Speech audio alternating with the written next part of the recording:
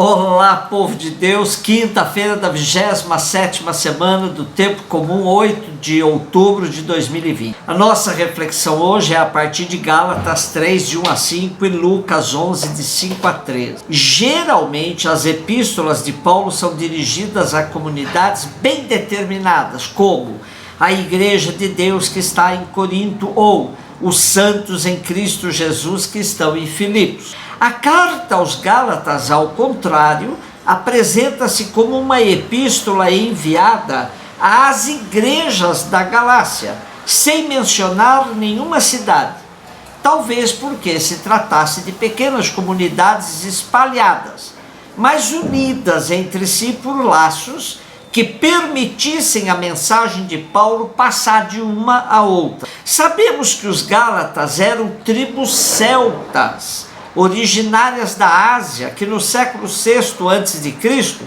tinham invadido a Europa Central, a Itália, a Gália, a Espanha. Desde o ano 25 a.C., com a morte do rei Amintas, a Galácia passou a ser colônia romana. Cidades citadas no Segundo Testamento que pertencem à região da Galácia, algumas: Apsídia, Panfilha, Licaônia, Icônio, Listra, Derbe. Era uma região com a presença de judeus de diversos matizes. Os judaizantes que defendiam a necessidade da circuncisão a todos, judeus e pagãos. Outros judaizantes profundos respeitadores da lei de Moisés, mas não acreditavam que era necessário impor a circuncisão aos pagãos. E os liberais, como Paulo, aos quais a lei mosaica era coisa do passado. Em 3 passos, Paulo estrutura a carta aos Gálatas. Primeiro, defesa de sua autoridade como apóstolo e a verdade do Evangelho. Segundo, a justificação pela fé e não pela lei. Terceiro, passagem da servidão à liberdade.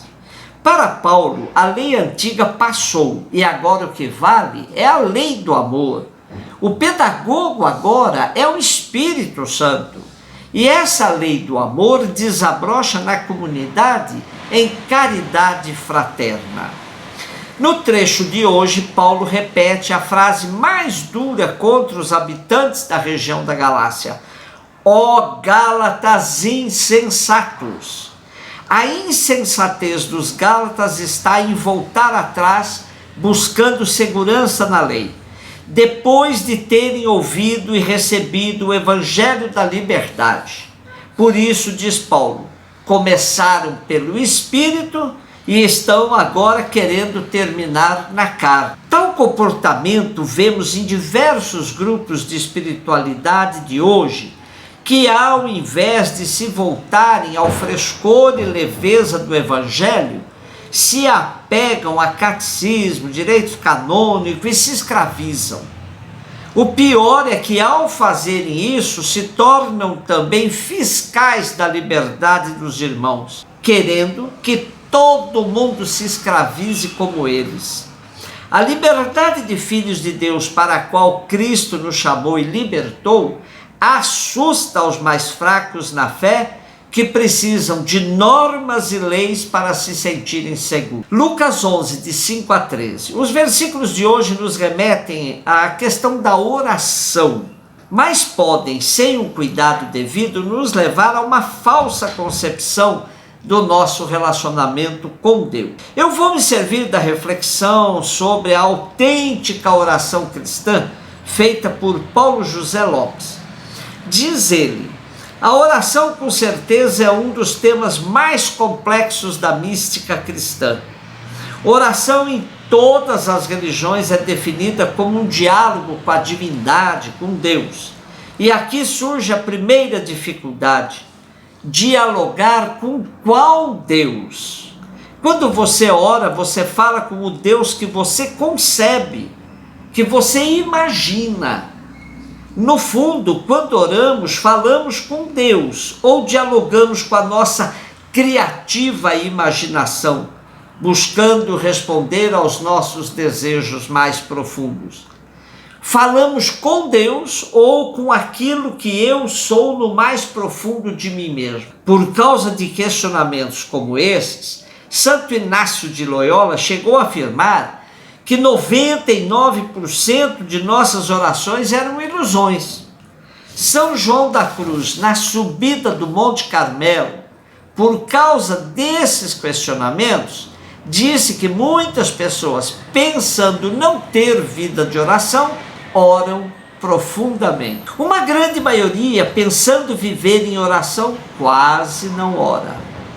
Nossa oração, nosso diálogo com Deus não pode partir senão de nosso mundo interior, com todas as nossas complexidades, desejos mais secretos, enganos, julgamentos, juízos nossos. Falamos com Deus a partir do nosso mundo interior e inconsciente, a partir de um mundo que nós mesmos muitas vezes desconhecemos.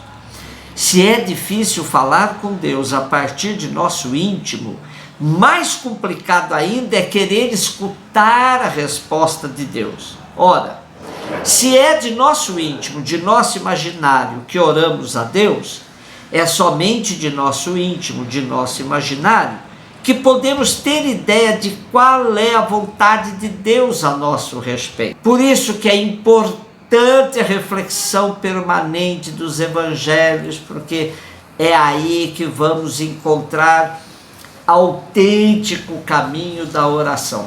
Palavra de Deus insubstituível na escola da oração. Um indicativo também importante para a autêntica oração, a oração, é ver se ela nos transforma em seres mais integrados, pacíficos, compreensivos, tolerantes, livres, abertos ao mundo e felizes. Isso evita reduzir Deus ao complemento exato de nossas necessidades e de nossa carência. Como está muito em voga atualmente, é realmente necessário orar movimentando os braços, pulando, gesticulando, falando palavras que ninguém entende? Pelo que vemos em Jesus, a verdadeira oração é sóbria e serena.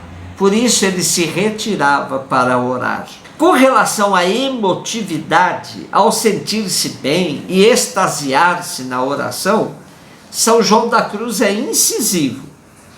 Pensam que o valor na oração está no gosto e no sentir, e procuram obter intensa emoção na oração à força dos braços, cansando e fatigando o físico e a cabeça, e quando não conseguem sentir, ficam desconsolados. Quando não acham consolação no sentir, chegam até a abandonar tais exercícios.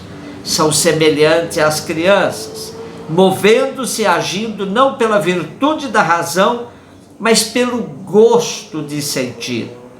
Convém que entrem na noite escura para serem purificados de tais ninharias. E ainda São João da Cruz, aquele que na oração está preso ao gosto do sensível, procura na satisfação atender muito mais à sua vontade que à de Deus. Diante de tudo isso, qual a verdadeira oração? A oração verdadeira é aquela que não é necessária, não tem que pedir nada, não tem que dizer nada, não tem que ouvir nada de Deus, mas simplesmente colocar-se na presença dele. Jesus Cristo somente ensinou os discípulos a orar quando eles pediram. A prioridade de Cristo sempre foi a praxis, a vida, a realidade. A oração que se pretende situar à margem do mundo, da realidade política, social, econômica, por mais alta que seja a cota do misticismo, não é uma autêntica oração cristã. A autêntica oração cristã só vem pelo exercício do amor para com o próximo, pois só conhecemos a Deus no amor ao irmão. Toda oração que de uma forma ou de outra não remeta à pessoa, ao mundo, à realidade e ao próximo, não é cristã. Antes é um delírio, um sonho. Por isso o texto de hoje nos remete à perseverança na oração, mas exatamente na oração que nos remete ao amor fraterno. Por isso Jesus deu o exemplo da persistência entre dois amigos. Ora, o Pai é nosso amigo, e nos colocando em silêncio diante dele, ele que nos conhece a fundo, saberá como fazer-nos sentir a presença dele ao nosso lado. Evitemos, pois, muita tagarelice nos momentos de oração. Aprendamos a fazer silêncio e a contemplar Deus que está diante de nós, dentro de nós, ao nosso lado, em todas as circunstâncias da vida. Um beijo no seu coração.